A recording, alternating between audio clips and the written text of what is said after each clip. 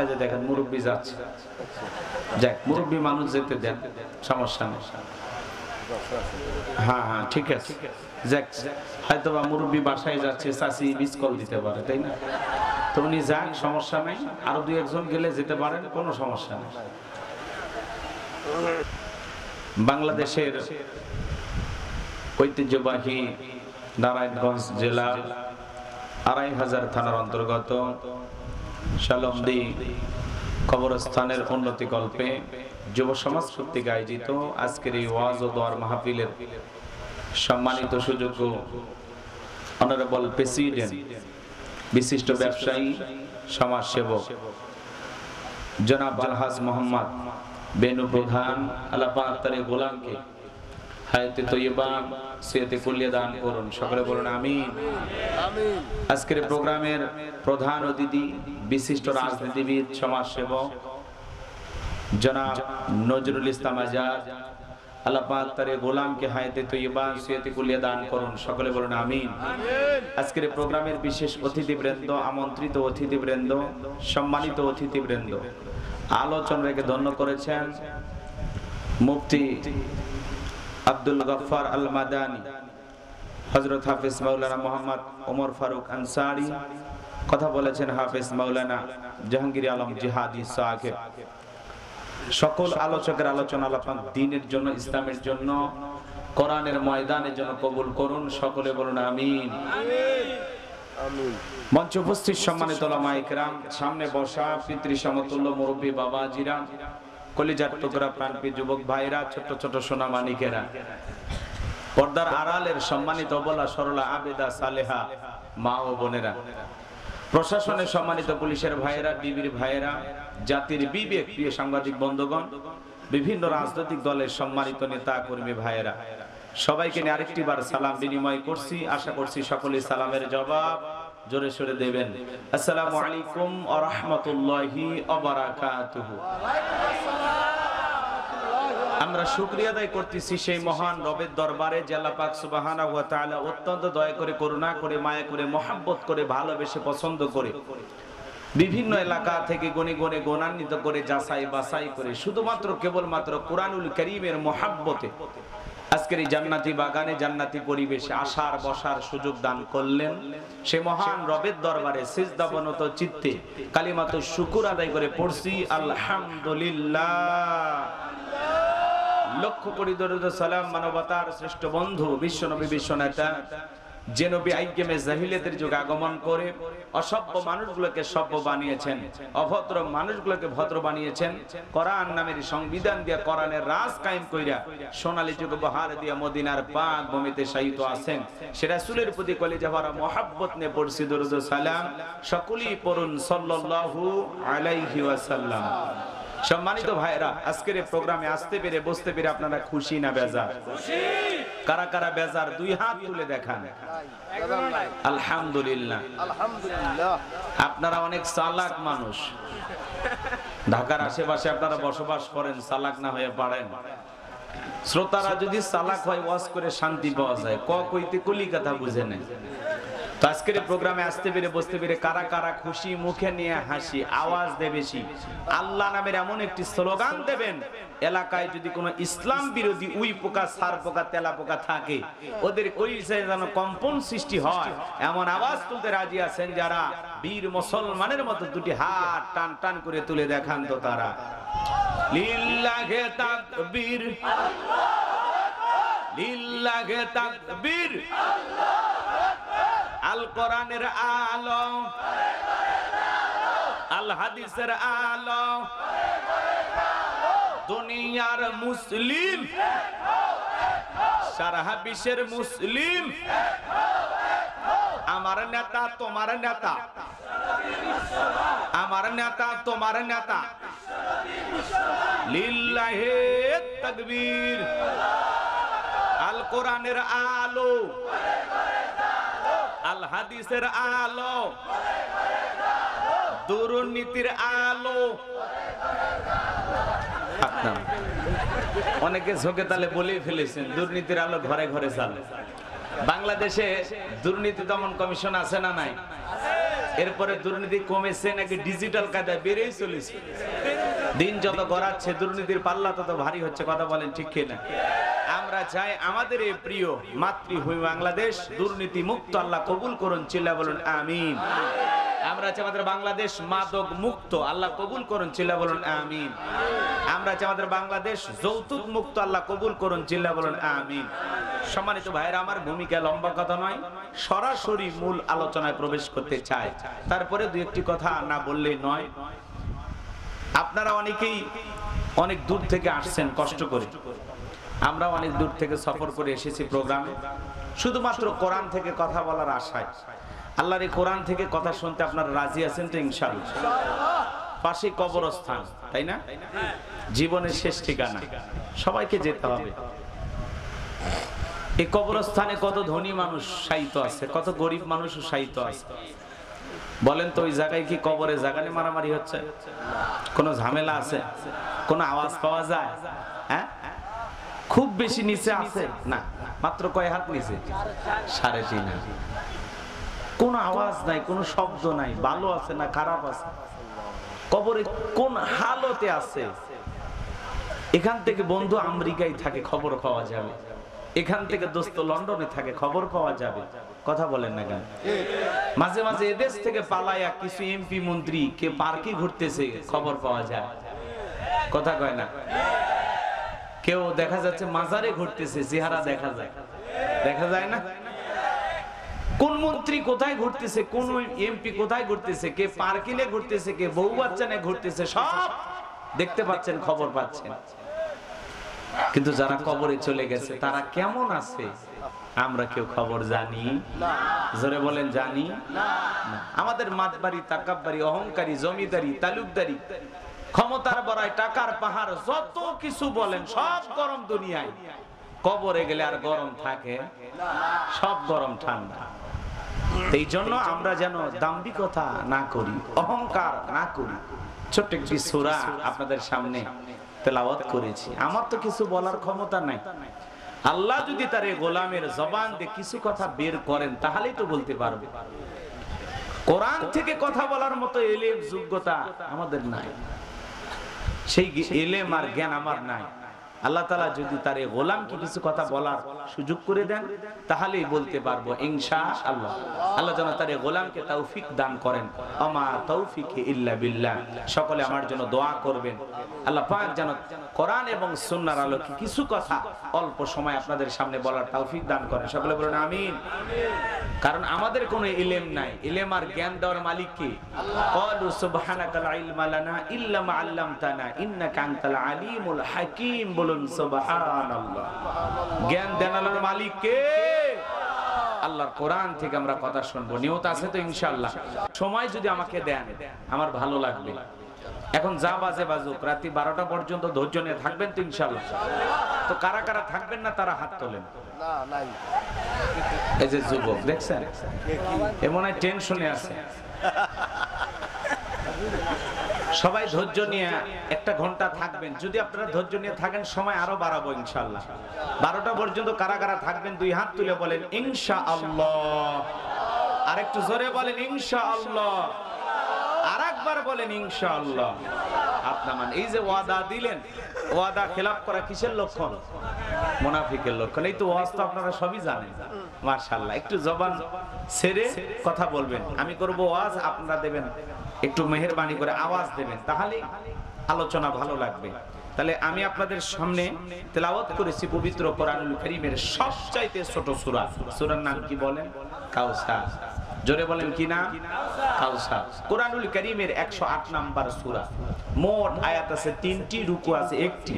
বিশ্বনবীর মক্কার জিন্দেগিতে এই সূরাটি নাজিল হয়েছেন। বলুন আল্লাহু আকবার। আল্লাহু আকবার। সম্মানিত ভাইরা আমার, অনেকে ভাবতেছেন হুজুর এত দূর থেকে এসে এত একটা ছোট্ট সূরা থেকে আলোচনা করবেন। যদি আমরা বুঝতাম, কষ্ট করিয়া মোটরসাইকেলে তেল পুইরা গাড়ি ভাড়া দিয়ে আপনারা মাহফিলে আসতাম না।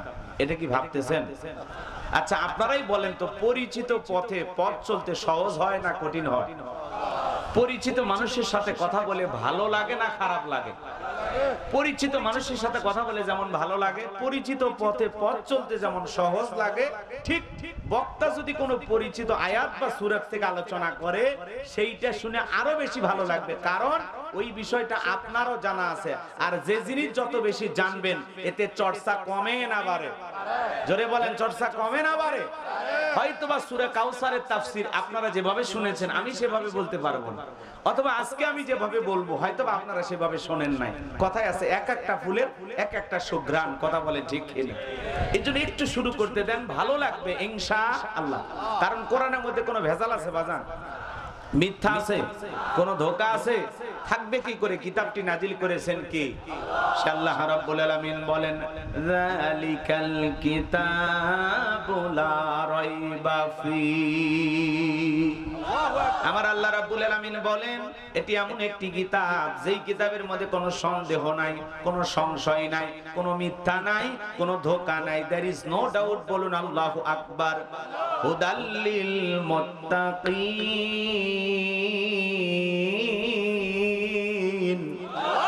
মুত্তাকি বান্দাদের জন্য গাইডলাইন হিসাবে, পথ প্রদর্শক হিসাবে আসমান থেকে কিতাবটি নাজিল করেছেন কে? সেই কিতাবের আলোচনা শুনে লাভ না লস? লাভটা কি আমার আল্লাহ জানায় দিলেন, ওয়া ইযা কুরিয়াল কুরআনু ফাসতামিউ লাহু ওয়া আনসিতু লাআল্লাকুম তুরহামুন। সূরা আরাফ আয়াত নাম্বার 204 আমার আল্লাহ রাব্বুল আলামিন জানায় দিলেন, তোমাদের সামনে যখন কোরআন পাঠ করা হয়, কোরআনের আলোচনা করা হয়, চুপ করে কান লাগিয়ে মনোযোগ সহকারে কোরআনের কথাগুলো শ্রবণ করো। যারা চুপচাপ কোরআনুল কারীমের কথাগুলো শ্রবণ করবে, আমার আল্লাহ রাব্বুল আলামিন আসমান থেকে তাদের উপরে আল্লাহর রহমত বৃষ্টির মতো নাজিল করবেন। বলুন সুবহানাল্লাহ। তাহলে কোরআনের কথাগুলো শুনলে লাভ না ক্ষতি? জোরে বলেন। আল্লাহ বলেন, ওয়াযাক্কির ফা ইন্নায যিকরা তানফাউল মুমিনিন। সূরা জারিয়ার 55 নম্বর আয়াত। আল্লাহ রাব্বুল আলামিন বলেন, যারা আমার মুমিন বান্দা এদের সামনে যদি কোরআন দিয়ে ওয়াজ করা হয়, কোরআন থেকে কথা বলা হয়, কোরআন থেকে উপদেশ দেয়া হয়, তাহলে আমার মুমিন বান্দাদের উপকারে আসবে। বলেন সুবহানাল্লাহ। তাহলে কথা কোরআন থেকে হওয়ার দরকার আছে না নাই?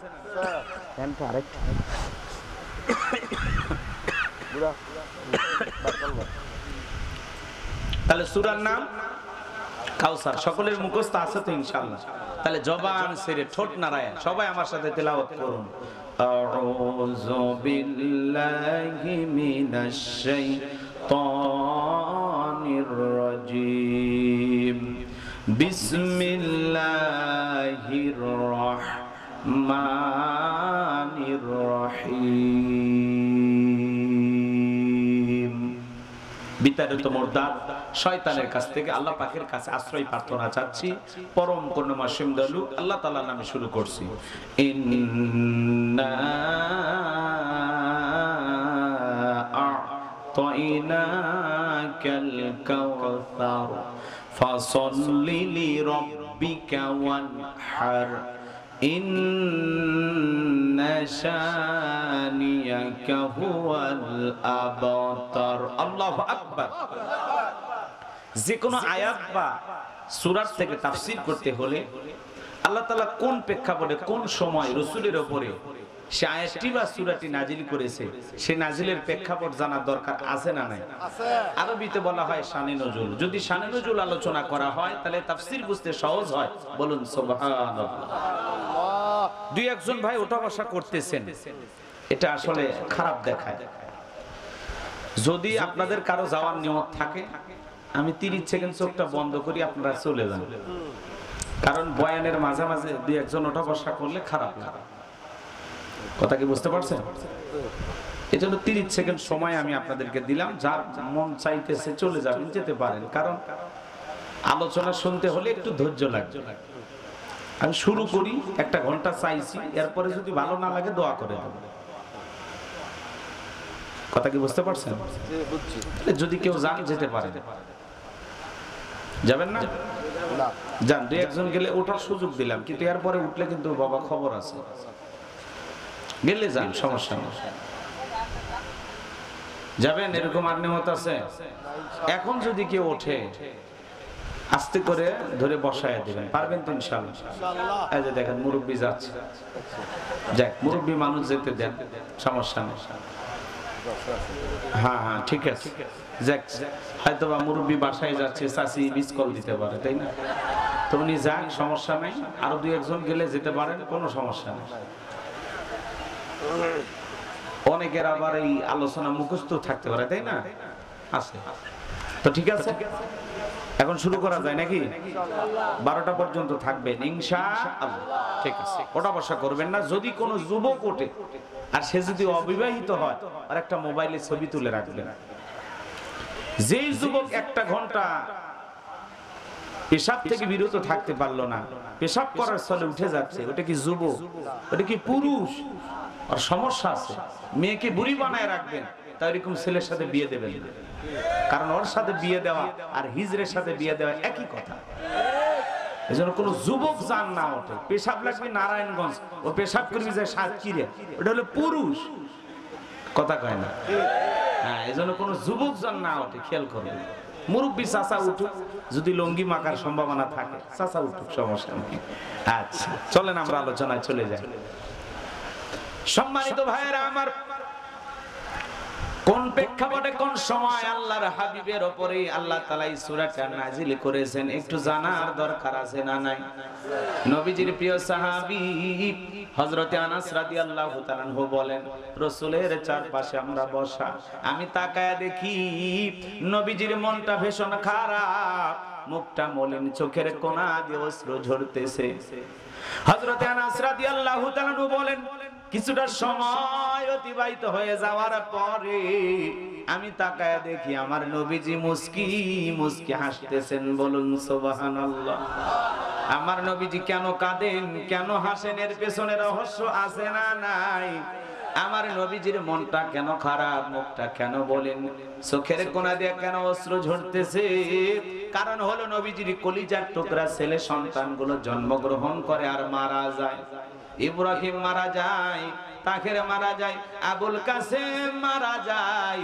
নবীজির মনটা ভীষণ খারাপ, একটা ছেলে সন্তানও জীবিত থাকে না, জন্ম নেয় আর মারা যায়। নবীজির কাছের চাচা নাম হলো আবু লাহাব, ডেকে বলে, ভাতিজা তোমার বংশে বাতি জ্বালানো কেউ থাকলো না, তুমি একটা লেজ কাটা, তুমি একটা নির্বংশ, জোরে নাউজুবিল্লাহ। একে তো সন্তান হারানোর ব্যথা, অন্যদিকে আপন মানুষদের সমালোচনা, এতে নবীজির মনের কষ্ট কমে না বাড়ে? একটু আওয়াজ দিয়ে বলেন, কমে না বাড়ে? আপনারাই বলুন, আল্লাহ না করুক আপনার আমার সন্তান যদি মারা যায়, কাছের আত্মীয় স্বজনদের উচিত, বাবা তুমি ধৈর্য ধারণ করো, সবর করো, আল্লাহ সন্তান দিয়েছে, আল্লাহ নিয়েছে, জীবন মৃত্যুর মালিক তো আল্লাহ, সবর করো, ধৈর্য ধারণ করো। আল্লাহ যদি চাই আবারও বছর না ঘুরতে তোমাদের ঘর আলোকিত করে সন্তান দিতে পারেন, তিনি কে? ছেলে দেওয়ার মালিক কে? আপনারা শুনেছেন, ছোট একটা বক্তা আছে, পিচ্চি মানুষ, দেখতে ছোট, কিন্তু কথায় আছে ছোট মরিচের ঝাল বেশি। নেত্রকোনার সন্তান মাওলানা রফিকুল ইসলাম মাদানী আজকে বেটা সাওয়ালের বাবা হইছে। কথা কয় না? মারহাবা বলে। মানুষ ছোট, দেখতে ছোট, কথাই যেমন ঝাঁজ আছে, আল্লাহ তাআলা তাকে সর্বপ্রথম একটা পুত্র সন্তান দান করেছে। মারহাবা বলেন।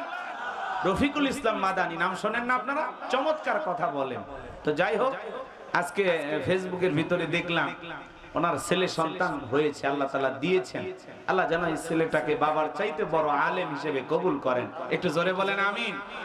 এর গত 2 দিন আগে আপনারা দেখেছেন আমাদের প্রিয় ভাই মাজলুম আলেমে দ্বীন মুফতি মাওলানা আমির হামজা, তাকে আল্লাহ তাআলা একটা কন্যা সন্তান দিয়েছেন। বলেন আল্লাহু আকবার।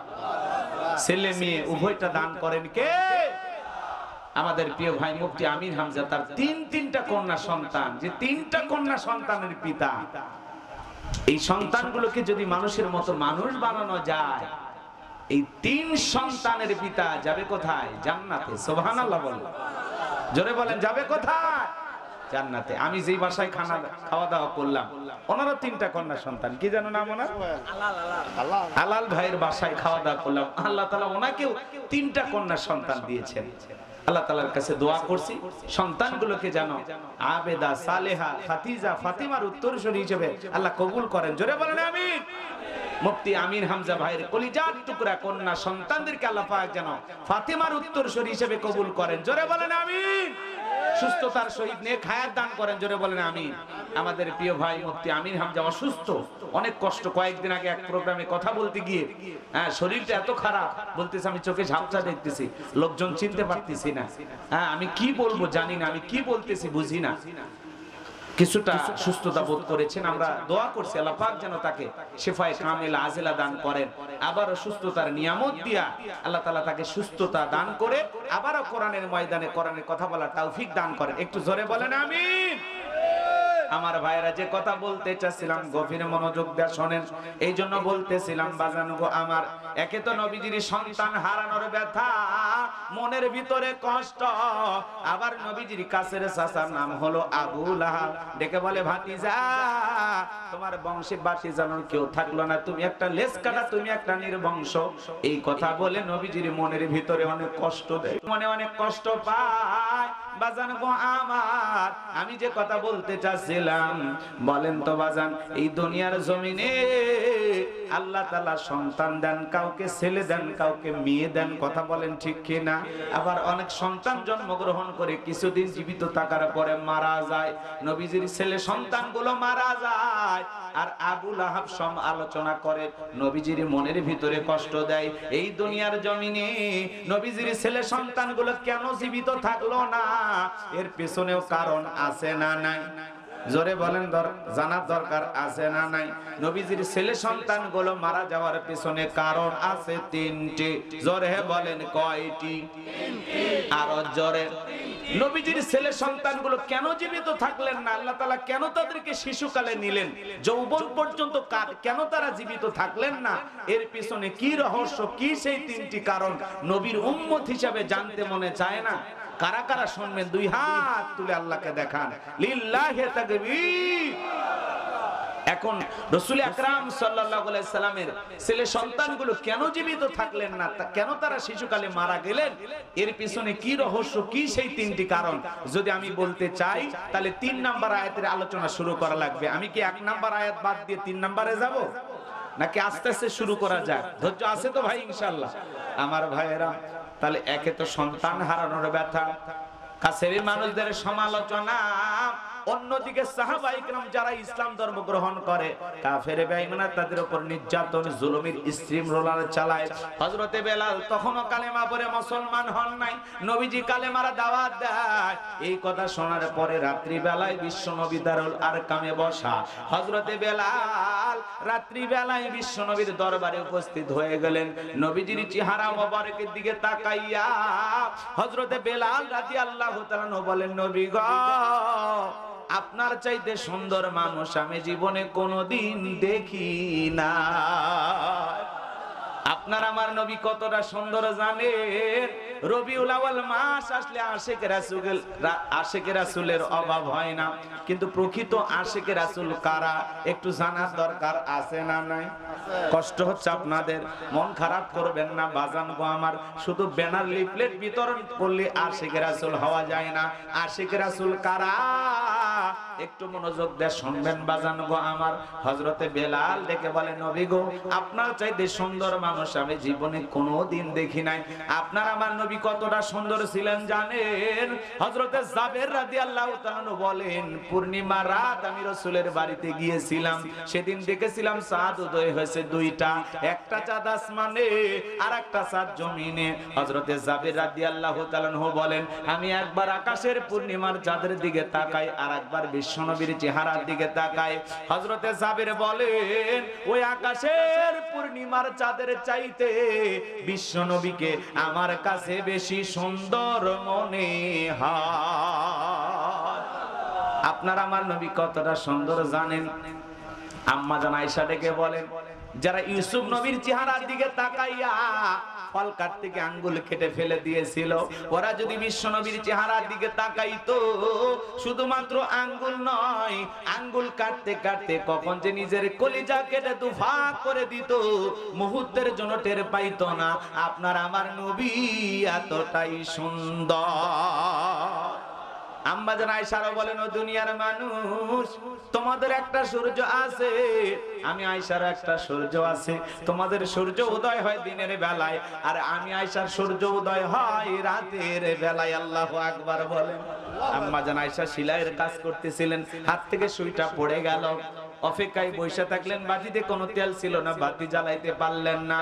বিশ্বনবী ইশার সালাত আদায় করার পরে ঘরের ভিতরে প্রবেশ করে সর্বপ্রথম আম্মা জান আয়েশাকে নবীজি আমার সালাম দিলেন। বিশ্বনবী ঘরে ঢুকে স্ত্রীকে কি দিলেন? সালাম দিলেন। আপনি আমি যখন ঘরে প্রবেশ করব, বিবিকে কি দেয়া লাগবে? কথা কয় না কেন? বুঝেন নাই মনে হয়? এগুলো তো বুঝবেন না, এগুলো মাথার ভিতরে ঢুকানোর দরকার নাই।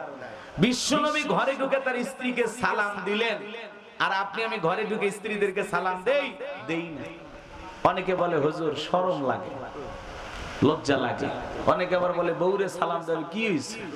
রাসূল সালাম দিতেন, আপনিও দিবেন। স্ত্রীকে সালাম দেওয়া এটা রাসূলের সুন্নাত। আল্লাহু আকবার বলেন। বিবিকে সালাম দিবেন। সালাম আছে যেখানে শান্তি আছে, সালাম আছে যেখানে ঝামেলার সমাধান আছে, বিবিকে সালাম দিবেন। আসসালামু আলাইকুম রহিমা, কেমন আছো সোনা?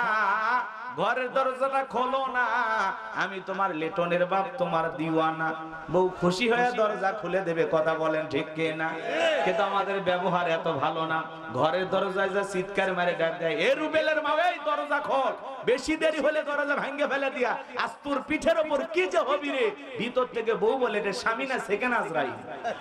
মানে ব্যবহার ভালো না। কথা কোন আছে না নাই?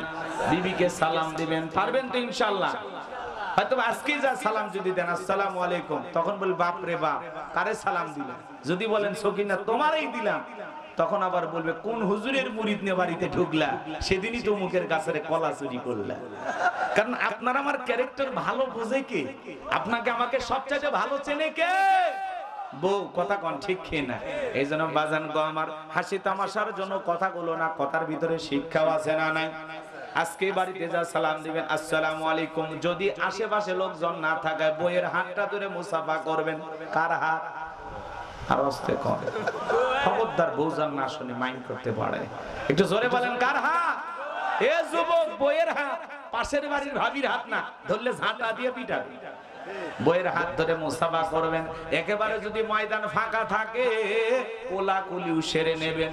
যদি একসাথেই তিনটা আমল করতে পারেন, আপনাদের দাম্পত্য জীবনের উপরে আল্লাহর পক্ষ থেকে রহমত নাজিল হবে। কথাকে বোঝেন নাই? এজন্য হুজুরের পানি পড়া লাগবে না, তাবিজ কবজ লাগবে না। দাম্পত্য জীবনে সুখ পেতে হলে রাসূলের 4টা সুন্নাত প্রত্যেকটা পরিবারের নারী পুরুষ যদি আমল করে, তাদের দাম্পত্য জীবনে কোনোদিন বিচ্ছেদ হবে না, তালাক হবে না। আল্লাহু আকবার বলেন।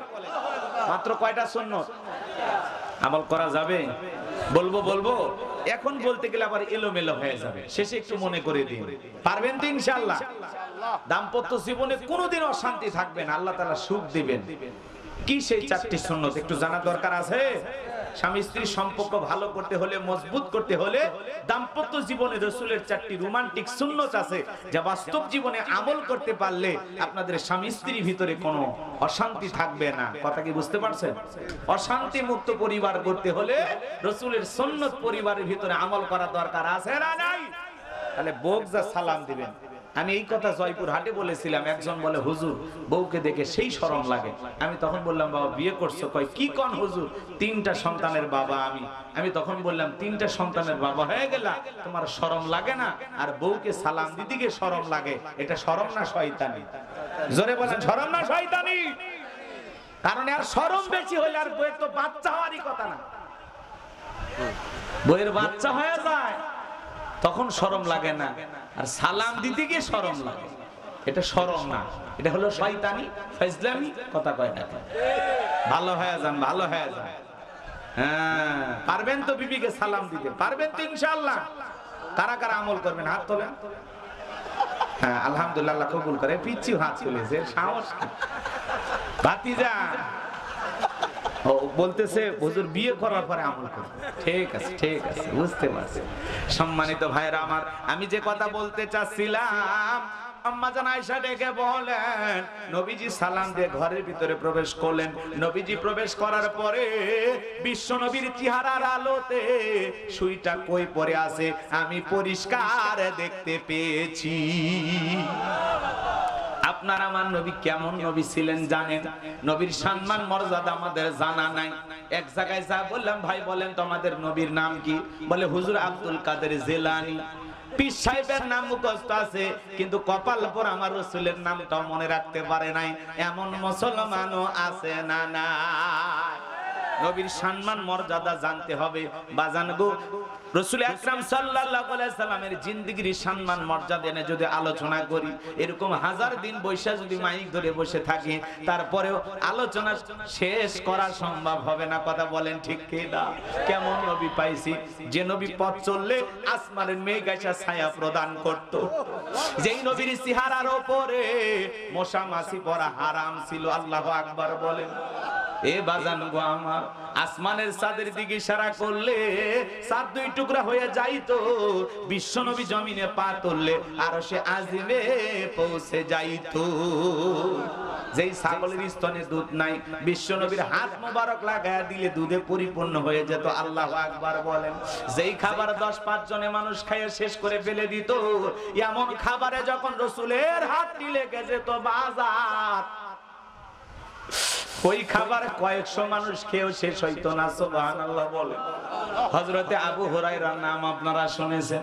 ক্ষুধার্ত 3-4 দিন ধরে খাবার নাই, ক্ষুধার্ত অবস্থায় মুখটা শুকনো শুকনো নিয়া হযরতে আবু হুরায়রা মসজিদের পাশেই দাঁড়িয়ে আছেন। হযরতে আবু বকর নামাজ শেষে বের হয়ে আসলেন মসজিদে নববী থেকে। হযরতে আবু বকর হযরতে আবু বকরকে দেখে হযরত আবু হুরায়রা মনে করলেন, আবু বকর আমাকে দেখে মনে হয় বলবে ক্ষুধার্ত, চলো আমার বাড়িতে যাও, খাবার খেয়ে আসো। হযরত আবু বকর গেলেন, সালাম বিনিময় হলো, আর কোনো কথা হলো না, চলে গেল। হযরত ওমর যখন বের হয়ে আসছে, হযরত আবু হুরায়রা চিন্তা করে ওমর বিচক্ষণ একজন মানুষ, চেহারা দেখেই বুঝবে আমি ক্ষুধার্ত, হয়তোবা ওমর আমাকে ডাক দিয়ে বাসায় নিয়ে যেতে পারে, মেহমান বানাইতে পারে। হযরত ওমর সালাম বিনিময় দিয়ে চলে গেলেন। হযরতে আবু হুরায়রা মসজিদে নববীর সামনে দাঁড়িয়ে আছেন।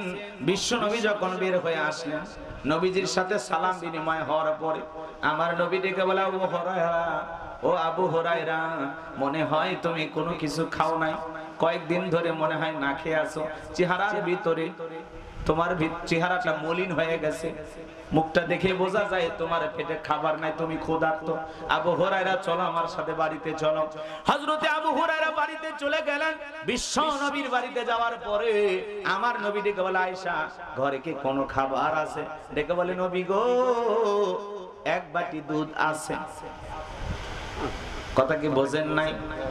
বিশ্ব নবী ডেকে বলে, আয়েশা দুধের বাটিটা আমার হাতে দাও। দুধের বাটি রাসূল আকরাম সাল্লাল্লাহু আলাইহি ওয়াসাল্লাম হাতে নিলেন। আমার ভাইয়েরা, আম্মা জান আয়েশা ডেকে বলে, নবী গো কাকে দিবেন? বলে একটু অপেক্ষা করো। রাসূল আকরাম সাল্লাল্লাহু আলাইহি ওয়াসাল্লাম দুধের বাটি নিলেন, আবু হুরায়রার কাছে গেলেন, আর ডেকে বলে, আবু হুরায়রা এই যে এক বাটি দুধ আছে, বাড়িতে আর কোনো খাবার নাই, তুমি তো ক্ষুধার্ত, আমাদের পরিবারের লোকজন ক্ষুধার্ত, এই বাটির ভিতরে তোমারও হক আছে, তুমিও খাইবা, আমিও খাবো, আমার পরিবারের লোকজনও খাবে।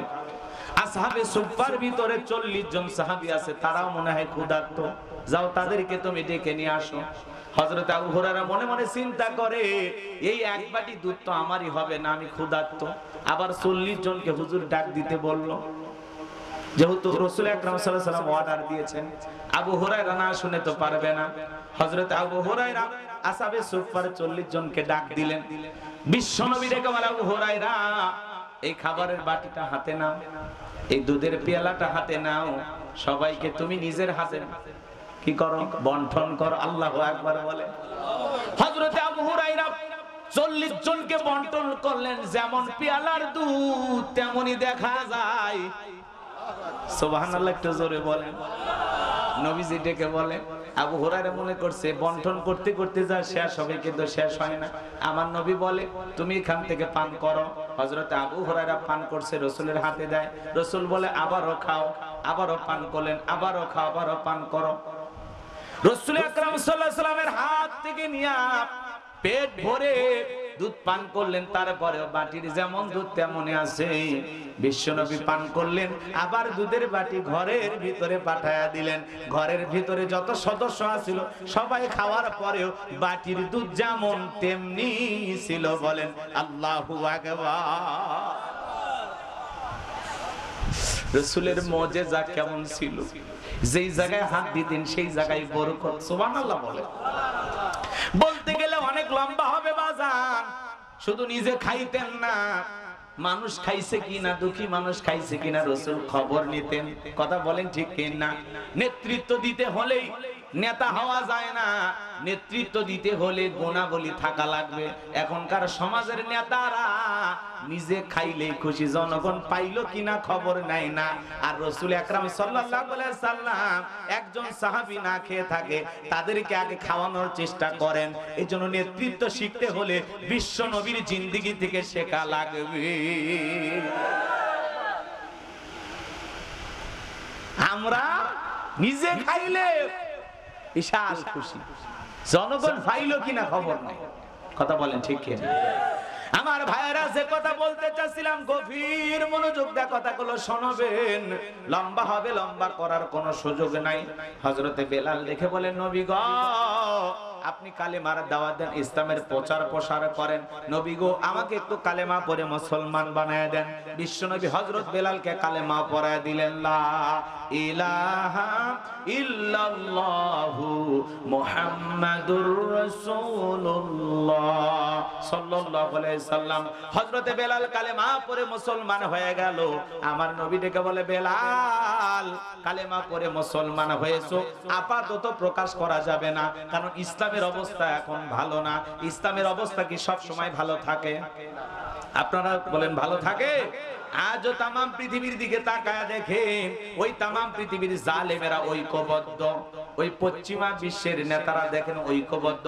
তামাম পৃথিবীর জালেমেরা চায় ইসলাম আর মুসলমানকে বিদায় করে দিতে। কথা বলেন ঠিক কিনা? আজও ফিলিস্তিনের বুকে ওই জালেম বেঈমানেরা গুলি চালায়, হাজার হাজার ফিলিস্তিনি মুসলমানদেরকে বিদায় করে দেয়। কথা বলেন ঠিক কিনা? জাতিসংঘে ভাষণ দিতে গিয়েছিল নেতানিয়াহু, নাম শোনেন নাই? Israeli president. কথা কয় না কে?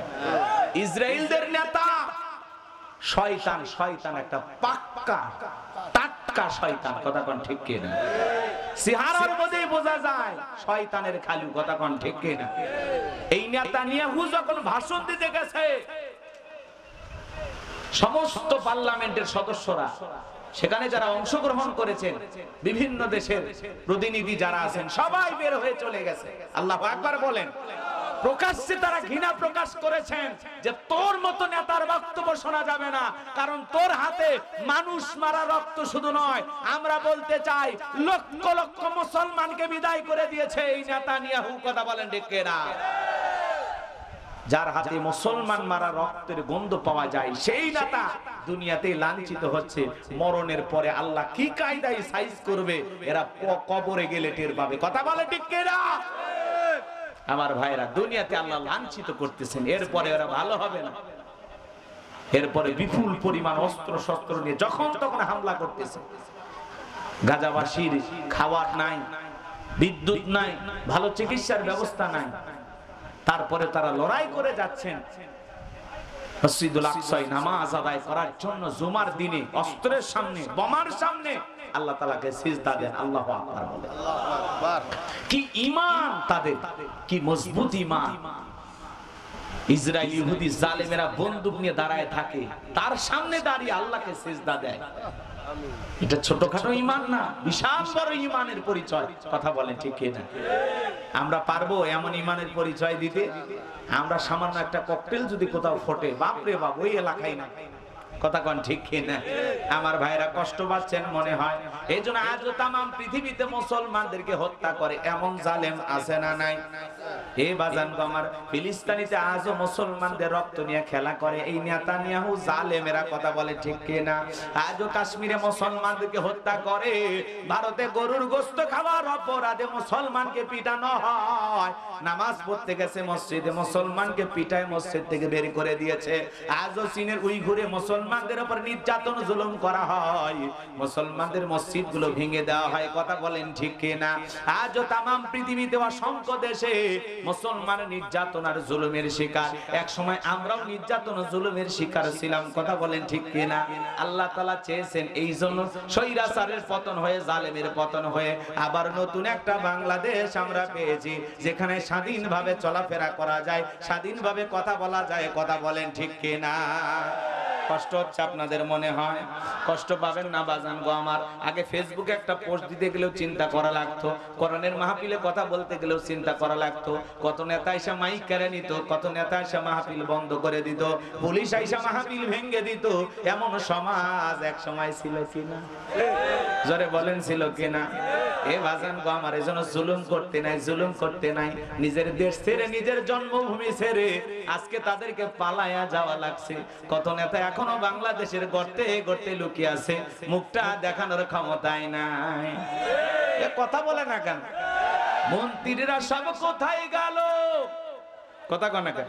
মন্ত্রীরা সব কোথায় গেল? এমপিরা সব কোথায় গেল? কোথায় কাদের কাকা? তাদের সারা দেশটা বড় লাগে ফাঁকা ফাঁকা। যারা ডায়লগ দিত খেলা হবে, আজকে খেলার মাঠ আছে, খেলোয়াড় আছে, কিন্তু যারা বড় বড় কথা বলতো সেই খেলোয়াড়েরা নাই, কথা বলে ঠিক কিনা? সংসদে আর মমতাজের গান শোনা যাবে না, হযরত বলা স্বামী ওসমান ভাইকেও খুঁজে পাওয়া যায় না, কথা কোন ঠিক কিনা?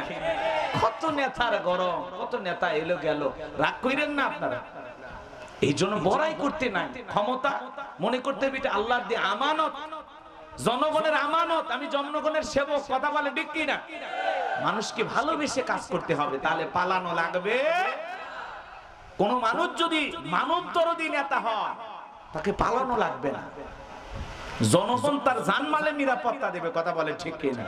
এই জন্য আমরা এখান থেকে শিক্ষা গ্রহণ করব, কথা বলেন কি করব? আমরা সবাইকে যে কটাক্ষ করতেছি এমন না, আপনারা ভুল ভাল বুঝেন না, কথা কি বুঝতে পারছেন? আমরা সকলের জন্য দোয়া করতেছি।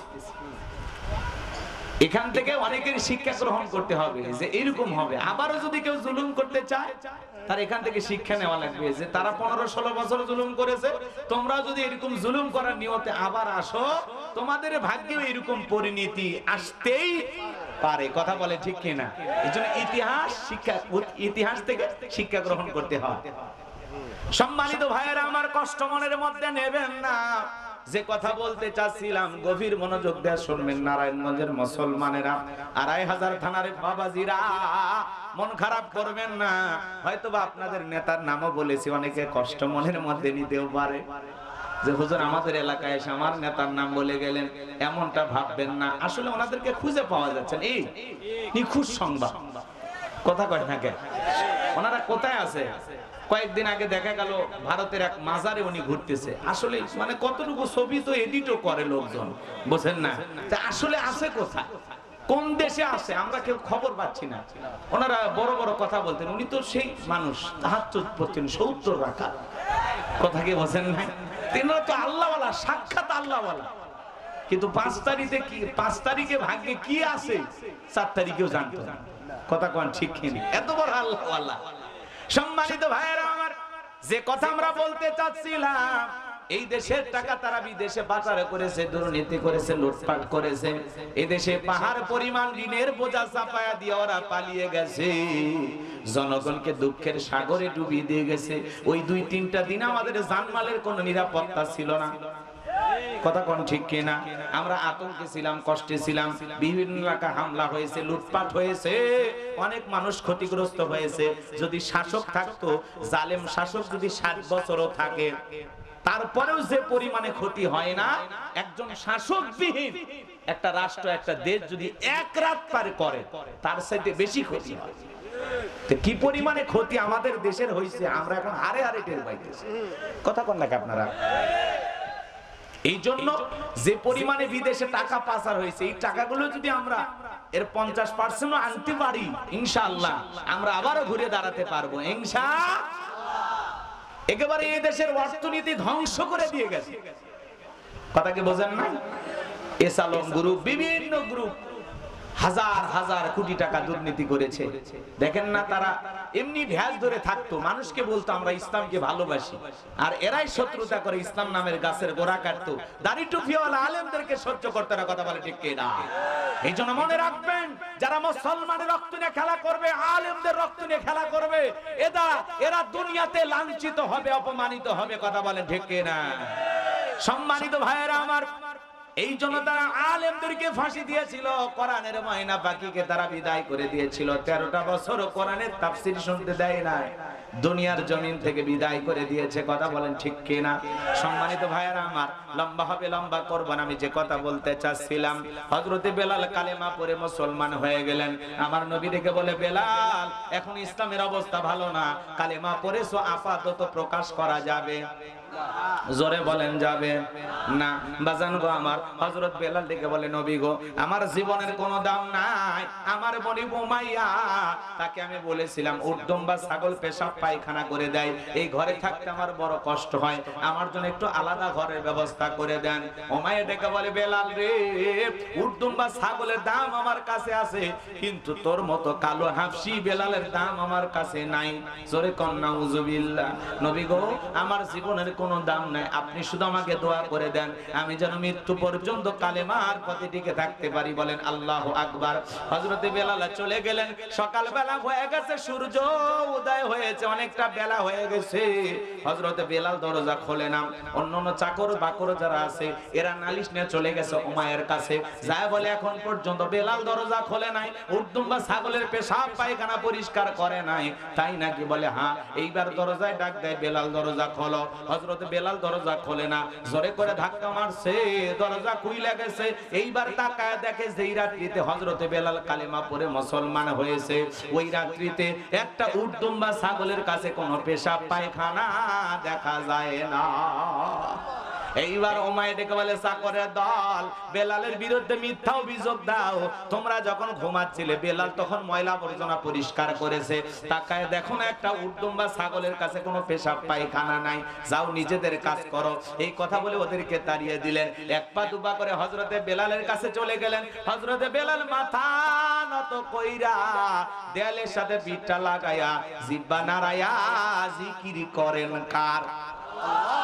এইবার হযরতে বেলালকে পাইয়া হালকা করে ধাক্কা মারছে, যখন জবান দিয়ে কালেমার আওয়াজ বের হয়েছে, তখন উমাইয়া ডেকে বলে, বেলাল রে তোর জবান দিয়ে কি শুনলাম, তুমি কি মুসলমান হয়েছো?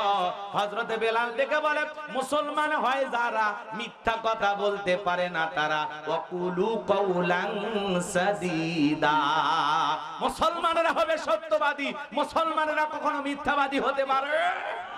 আর আমাদের দেশের এমন মানুষ আছে মিথ্যা কথা না বললে ওর পেটের ভাতই হজম হয় না, দিন যায় না, মিথ্যা বলতে বলতে চেহারা বেঁকা হয়ে গেছে। এত মিথ্যা কথা বলে এক পা কবরে চলে গেছে, তারপরে মিথ্যা বলা ছাড়ে না। আছে না? এত মিথ্যা কথা কেমনে বলেন? জবানের প্রত্যেকটা কথা রেকর্ড হচ্ছে, বুঝেন না? মা ইয়ালফিজু মিন কাউলিন ইল্লা লাদাইহি রাকীবুন আতীদ। বান্দা এমন কোন কথা বলে না যে কথা রেকর্ড করা হয় না। আপনি এত মিথ্যা কথা কিভাবে বলেন? কথা বলেন না কেন? সমাজে মিথ্যাবাদী আছে না নাই? এ বাজান গো আমার, গভীর মনোযোগ দিয়ে কথাগুলো শুনে যান, তাহলে মুসলমানেরা কখনো মিথ্যাবাদী হতে পারে? কথা বলেন তো, হতে পারে? মিথ্যা বলা যাবে না, সব পাপের উৎস মিথ্যা থেকে। এই জন্য মিথ্যা থেকে বেরিয়ে আসতে হবে। জবান পরিষ্কার রাখবেন, মুখ দিয়ে যা বলবেন সত্য বের করবেন, মিথ্যা বলবেন না। অন্যায়কে অন্যায় বলবেন, ন্যায়কে ন্যায় বলবেন, সাদাকে সাদা বলবেন, কালাকে কালা বলবেন। কথা বলে ঠিক কিনা? মুখে দিক সেদিক ব্যাখ্যা করেন কেন? হ্যাঁ, খুব লেগে যায় না? দুলে ভাই ছিল, কষ্ট হচ্ছে, বুঝতে পারতেছি দুই একজনের মন খারাপ হতেই পারে, তাতে কোনো সমস্যা নাই, পরিবর্তন হয়ে যায়। অন্ধভক্তি হওয়া যাবে না। মহব্বত করেন, ভালোবাসেন, ঠিক আছে, কিন্তু ভালো মানুষকে ভালোবাসেন। চোর বাটপার ডাকাত ছিনতাইকারীর বন্ধু হয়ে লাভ, কথা কি বোঝা যায়? সামনের দিকে যাই বাজান গো আমার, আমি যে কথা বলতে চাচ্ছিলাম, এইবার উমাইয়া ডেকে বলে বেলালে সর্বনাশ করেছিস, এখনো সময় আছে। আব্দুল্লাহর বেটা মুহাম্মদ সাল্লাল্লাহু আলাইহি সাল্লামের কালেমা আছে রে, এখনো সময় আছে, বাপ দাদার পূর্বে পুরুষের ধর্মে চলে আসো। বেলাল রে, তুমি যদি চাও ভালো ঘরের জন্য ব্যবস্থা করে দেব, উট্টুম্মা ছাগলের মালিক বানায় দেব। হযরতে বেলাল ডেকে বলে উমাইয়া, দুনিয়ার কোন পার্থিব সম্পদের বিনিময়ে বেলাল তার ঈমান বিক্রি করবে না। আল্লাহু আকবার। এইবার উমাইয়া ডেকে বলে আমার কথা না শুনলে বড় নেতা আবু জেহেলকে খবর দেব। হযরতে বেলাল ডেকে বলে কোন বড় নেতা ছোট নেতা এখন কাউকে গোনার টাইম নাই, আমি দুনিয়ার কোন আবু জেহেলকে ভয় করি না, আমি ভয় করি আমার আল্লাহকে। এইবার উমাইয়া দৌড়ে চলে গেল আবু জেহেলের বাড়িতে, যা বলে নেতা সর্বনাশ হয়ে গেছে, আমাদের বাড়ির কৃতদাস বেলাল কালেমা পড়ে মুসলমান হয়েছে। তাই নাকি? বলে হ্যাঁ, ঠিক আছে যাও আমি আসতেছি। আবু জেহেলের কিছু বাহিনী ছিল, সাঙ্গপাঙ্গ ক্যাডার মাস্তান ছিল, এদের কাজই হলো মুসলমানদের উপর নির্যাতন, জুলুমি স্টিম রোলার চালানো। আজও পৃথিবীতে জালেমদের এক শ্রেণীর বাহিনী আছে যাদের কাজই হলো মুসলমানের উপর নির্যাতন, জুলুম চালানো। আলেম ওলামাদেরকে বিদায় করা, কথা বলেন ঠিক কি না? পৃথিবীতে দেখবেন প্রত্যেকটা জালেমের এক শ্রেণীর বাহিনী থাকে যাদের মাধ্যমে এদেশে ইসলাম প্রিয়, দিন প্রিয়, কোরআন প্রিয় মানুষদেরকে বিদায় করে দেওয়ার জন্য ষড়যন্ত্রের জাল বুনাইতো, আয়না ঘর বানাইয়া ঝুলাইয়া পিটাইতো। কথা বলেন ঠিক কি না? আমার ভাইয়েরা গভীর মনোযোগ দিয়ে কথাগুলো বোঝার চেষ্টা করবেন বাজার। আবু জেহেলের একটা বিশেষ বাহিনী ছিল, ওই বিশেষ বাহিনী নিয়ে উমাইয়ার বাড়িতে হাজির হয়ে গেল। ডেকে বলে বেলাল এইদিকে আয়। বেলাল যখন কাছাকাছি আসলো, আবু জেহেল ডেকে বলে বেলাল রে, তোর চেহারা দেখে বড় মায়া লাগে, আমি তোমারে নিজের লোক মনে করি, পার্সোনাল মানুষ মনে করি। বেলাল রে, সব কি শুনছি, তুমি নাকি কালেমা পড়ে মুসলমান হয়েছো। বেলাল, এখনো সময় আছে, ইসলাম ধর্ম ত্যাগ করে আবারও বাপ দাদার ধর্মে ফিরে আসো। বেলাল, তুমি যদি চাও উটদুম্বা ছাগলের মালিক বানায় দেব, থাকার জন্য ভালো ঘর বাড়ির ব্যবস্থা করে দেব, ব্যবসা বাণিজ্য যদি করতে চাও দিরহাম টাকা পয়সা যা লাগে আমি সব তোমাকে দেব। বেলাল, তুমি চাইতে দেরি, তোমাকে কোনো কিছু দিতে আমরা দেরি করব না।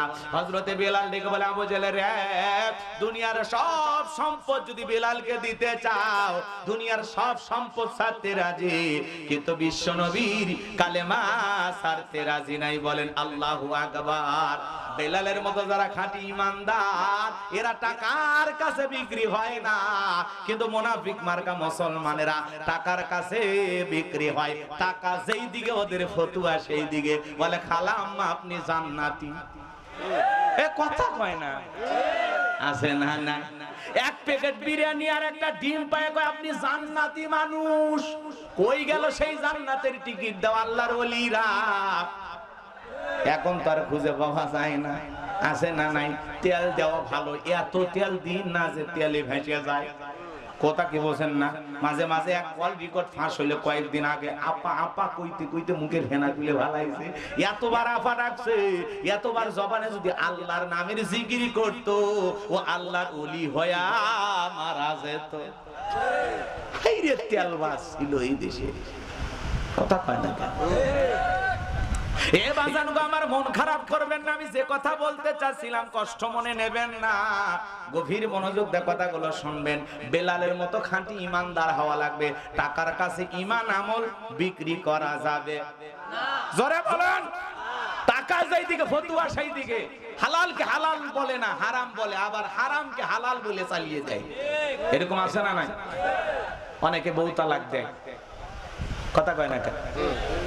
মাথায় গরম ছিল, বউ তালাক হয়ে গেছে, এমনি বলতেছি, উদাহরণ দিয়ে কথা বলতেছি, আবার হিতে বিপরীত বুঝবেন না। পরে মাথা ঠান্ডা হয়ে গেলে বলে হুজুর দুইটা বাচ্চা আছে, হুজুর মাথা গরম ছিল, কি বলবো, বুঝলি তো, মানুষেরই ভুল।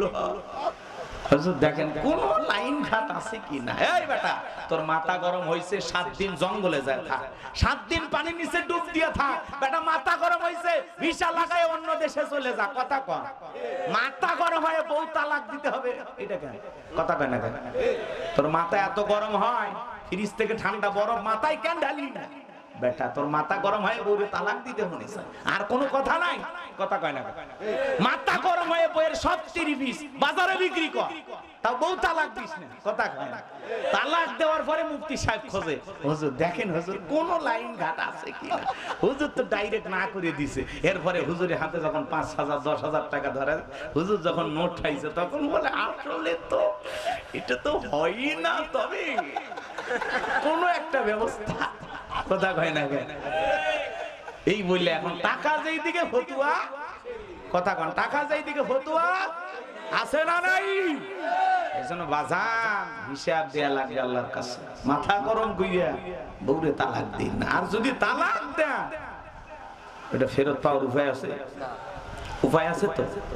যদি আপনার বউ আর এক জায়গায় বিয়ে হয়, এই স্বামী যদি মারা যায়, সেটা যদি আবার তালাক দেয়, তারপরে যদি আপনার মনে চায় আবার গ্রহণ করতে পারেন। কথা কোন ঠিক কিনা? তো আসলে অনেক কথা, তারাকের মাসালা খুব জটিল। কথা কি বুঝতে পারছেন? অনেকে ফোনে হুজুর এইটা করছে, ঠিক আছে ভাই, ফোনে হবে না। স্বামী স্ত্রী কি ঘটনা ঘটছে, আসেন এক জায়গায় বসেন, তারপরে বিস্তারিত শুনে এর জবাব দিতে হবে। কথা বলেন ঠিক কিনা? এজন্য অনুরোধের ভাষায় বলবো, এটা নিকৃষ্ট হালাল, এখান থেকে আপনারা বেরিয়ে আসবেন ইনশাআল্লাহ। মাথা গরম কইরা অন্য কিছু করেন, ঠিক আছে তো? আচ্ছা, কষ্ট পাইছেন আপনারা? বিরক্ত হইছেন? বাজান গো আমার, চলেন যে কথা বলতে চাচ্ছিলাম, গভীর মনোযোগ দিয়ে কথাগুলো শ্রবণ করার চেষ্টা করবেন আমার ভাইয়েরা। আমি গুনাহগার, আপনাদের উদ্দেশ্যে যে কথা বলতে চাচ্ছিলাম, হযরত বেলাল থেকে বলে, আবু জেলের দুনিয়ার সব সম্পদের বিনিময়ে বেলাল তার ঈমান বিক্রি করবে না। এবার আবু জেল থেকে বলে, বেলাল রে সোজা আঙ্গুলে ঘিউ না, আঙ্গুলে একটু বাঁকা করা লাগবে। এই কথা বলে যুবকদেরকে লেলিয়ে দিল, চাবুক দিয়ে পিটাও। হযরত বেলালকে চাবুক দিয়ে পিটাইয়া পিটাইয়া কালো চামড়া, পেটে রক্ত ঝরতেছে। ওরা যত জোরে বেলালের পিঠে চাবুক মারে, বেলাল তত জোরে আল্লাহর জিকির করে। চাবুক দিয়ে পিটাইতে পিটাইতে পিঠটা ফেটে রক্ত ঝরতেছে। আবু জেহেল থেকে বলে, বেলাল মারতে মারতে পিঠটা ফেটে রক্ত ঝরতেছে, এখনো কি মুহাম্মদ সাল্লাল্লাহু আলাইহি সাল্লামের কালেমা ছাড়বি না? হযরতে বেলাল থেকে বলে, আবু জেহেল রে মারতে মারতে যদি মেরেও ফেলে দাও, জীবনটা দিতে রাজি, বিশ্ব নবীর কালেমা ছাড়তে রাজি না। এইবার আবু জেহেল ডেকে বল, এইভাবে হবে না, এই যুবকেরা পায়ে রশি লাগাও। হযরতের বেলালের পায়ে রশি লাগাইয়া উটের পিছনে রশি বাঁধা দিয়া বাজান আরবির উত্তপ্ত গরম বালিতে ছেঁচড়ায় ছেঁচড়ায় নিয়ে ঘুরতেছে। হে বাজান গো আমার, বাবলা গাছের কাঁটাগুলো জিহ্বার ভিতরে পেরেকের মতো মারে। এত নির্যাতন জুলুম করার পরে বিকেল বেলা ডেকে বলে, বেলাল চাবুক দিয়ে পিটাইলাম, পায়ে রশি লাগাইয়া নিয়ে ছেঁচড়ায় ছেঁচড়ায় নিয়ে ঘুরলাম। বেলাল রে এত নির্যাতন জুলুম তোমার উপরে করা হলো, এরপরেও কি নবীজির কালেমা ছাড়বি না? হযরতে বেলাল ডেকে বলে, আবু জেহেল রে তুমি যদি আমাকে মারতে মারতে মেরে ফেলে দাও, বেলালের নিঃশ্বাস থাকবে যতদিন, বেলাল ইসলামের পথে টিকে থাকবে ততদিন। এইবার যুবকদেরকে বলল, যাও বিশাল বড় একটা পাথর নিয়ে আসো। একটা রুমের ভেতরে হযরত বেলালকে আটকে রেখা, বন্দি রাইখা বাজান বিশাল বড় একটা পাথর নিয়ে আইসা হযরতে বেলালের বুকের উপরে চাপায়া দিয়ে দরজা লাইগা দিয়ে কাফেররা চলে গেল। আবু জেহেল ভাবলো মনে মনে, এই পাথরের চাপার আঘাতে বেলাল মারা যাবে। এই কথা ভেবে কাফেররা চলে গেল। হযরতে বেলালের বুকের উপরে পাথর, এরপরে জিহ্বা নাড়ায় জিকির করে কার? ও নারায়ণগঞ্জের বাবাজিরা, আপনাকে তো জিকিরের জন্য কেউ ভিটাই না, মারে না, মারে নাকি? জিকির করার জন্য আলাদা সময় লাগে না। দোকানদারি করতে করতে জিকির করা যায়, ব্যবসা বাণিজ্য করতে করতে জিকির করা যায়, চাকরি করা অবস্থায় জিকির করা যায়, পথ চলতে চলতে জিকির করা যায়। এ বাজান গো আমার, হাদিস শরীফের ভিতরে এসেছে, যার জিহ্বাটা আল্লাহর জিকিরে ভিজা থাকে, ওই জিহ্বাওয়ালা মানুষ কোনোদিন জাহান্নামের আগুনে জ্বলবে না। এজন্য জবানে জিকির থাকতে হবে কার? সব সময় স্মরণ করবেন কাকে? ফাযকুরুনি আযকুরুকুম ওয়াশকুরুলি ওয়ালা তাকফুরুন। তোমরা আমি আল্লাহকে স্মরণ করো, আমি আল্লাহ তোমাদেরকে স্মরণ করব। বলেন আল্লাহু আকবার। কৃতজ্ঞতা প্রকাশ করো, অকৃতজ্ঞ হয়ো না। তাহলে সব সময় জিকিরই করব কার? আরো বলেন, আরো জোরে বলেন, জিকির করব কার? আমার ভাইয়েরা গভীর মনোযোগ দিয়ে শুনবেন।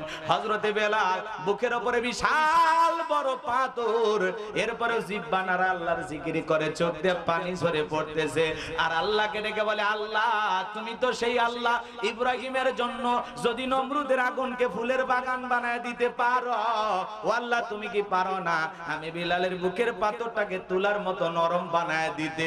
কারণ আমার বুকে পাথর থাকার কারণে তোমার মতো মালিকের জিকির করতে বড় কষ্ট হয়। হযরতে বেলাল দোয়া করতে দেরি, আসমানের মালিক আল্লাহ দোয়া কবুল করতে দেরি করে নাই। বেলালের বুকের পাথরটাকে আমার আল্লাহ তুলার মতো নরম বানিয়ে দিয়েছে। আশিকে রাসূল বেলাল, নবীর পাগল বেলাল, নবীকে কত ভালোবাসতেন জানেন?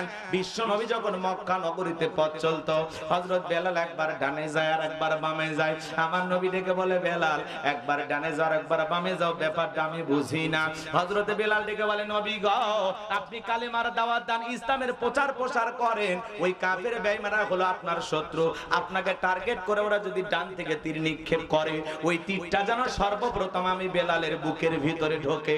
আবার যদি বাম থেকে তীর নিক্ষেপ করে, নবী গো আমি বাম দিকে যাই আর মনে মনে ভাবি ওরা যদি বাম থেকে তীর নিক্ষেপ করে, ওই তীরটা যেন সর্বপ্রথম আমি বেলালের বুকের ভিতরে ঢোকে। আমি বেলাল মারা গেলে ইসলামের ক্ষতি হবে না, আপনি নবী মারা গেলে ইসলাম মাথা উঁচু করে সামনের দিকে দাঁড়াবে না। এজন্য নিজের জীবনের বিনিময়ে আগলায় রাখতেন রাসূলকে হযরত বেলাল। চিৎকার মেরে বলেন আল্লাহু আকবার। নবীকে কত মহাব্বত করতেন, ভালোবাসতেন জানেন?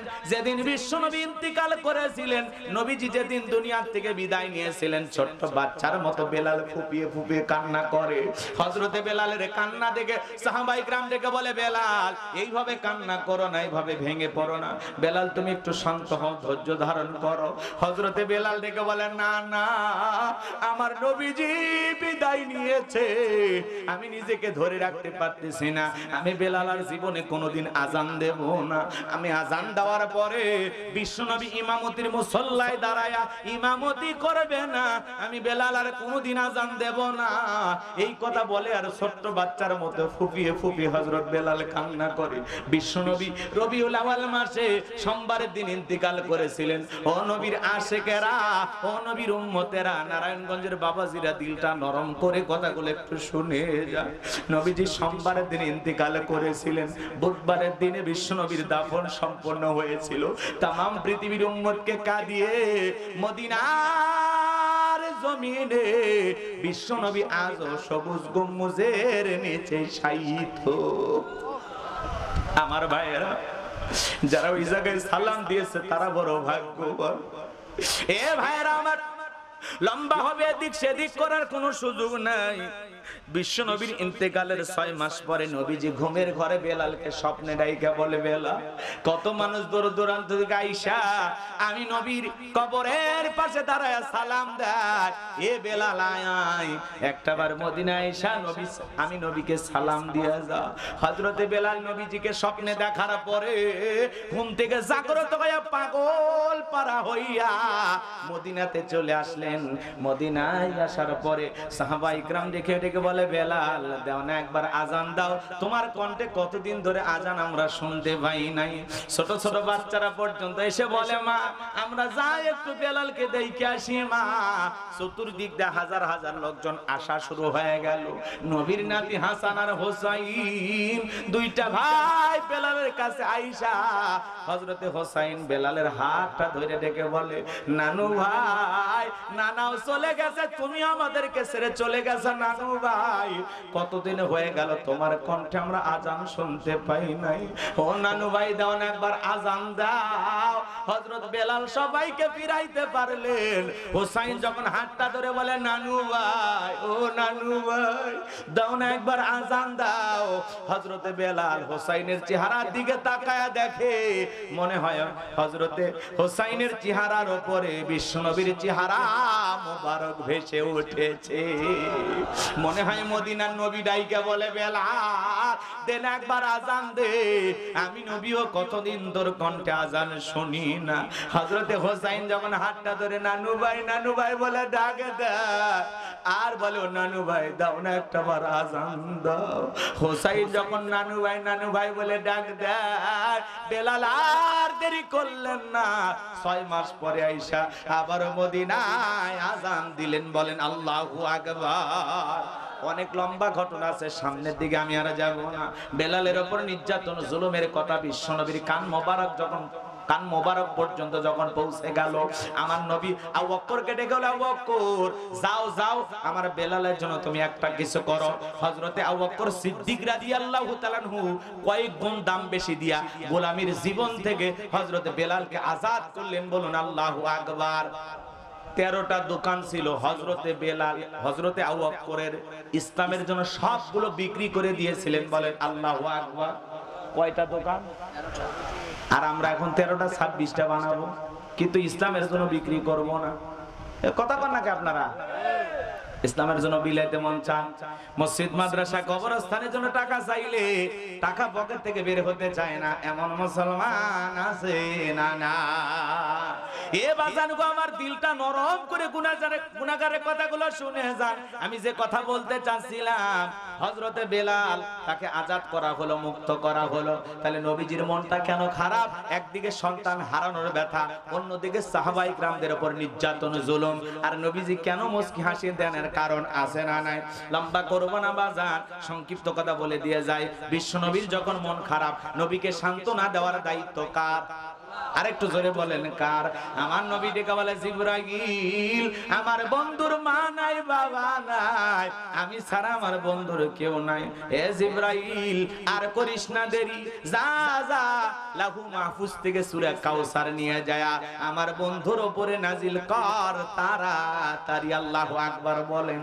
হযরতে আনাস দেখে বলেন, নবী গো এই মাত্র দেখলাম মনটা খারাপ, আবার কেন মুস্কি হাসি দেন? আমার নবী ডেকে বলে, আনাস আমার মনটা কেন খারাপ তোমরা জানো, কিন্তু আমার মুস্কি হাসি দেওয়ার কারণ হলো এই মাত্র আসমান থেকে জিবরাইল এসে আমার উপরে সূরা কাউসার নাজিল করলো। বলেন আল্লাহু আকবার।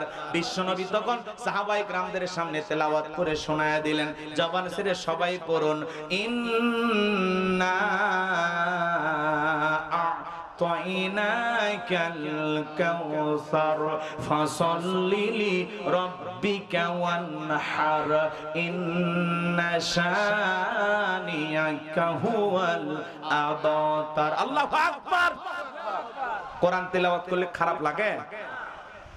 এই কোরআনুল কারীম এমন একটি কিতাব, টেনে পড়লেও মজা লাগে, জোরে পড়লেও মজা লাগে, আবার মাঝামাঝি সুরে পড়লেও মজা লাগে।